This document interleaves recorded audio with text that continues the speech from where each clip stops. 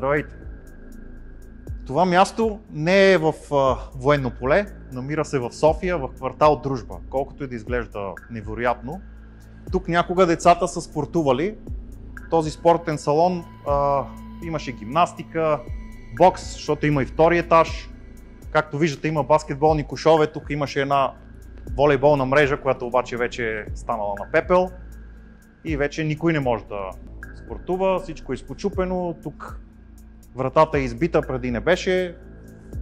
Вижда се, че има хора, които прекарват време тук, не с добри намерения. Това, което мисля, че е скандално, е, че в район Искър няма нито една спортна зала, с изключение на фитнесите, в които да може да има отбор, които да се развива спорт, професионален, аматьорски и така нататък. Терена под тази зала е общински. Залата е била дадена на концесия преди много години на спортен клуб Искър.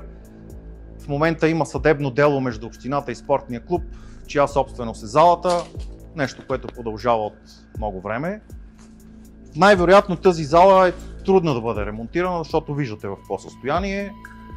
Това, което може общината да направи, според мен, с съдействие на Столична община, е тук да се изгради нова спортна зала, по-голяма, която да може жителите на район Искър и на Дружба да развиват спортове като баскетбол, волейбол.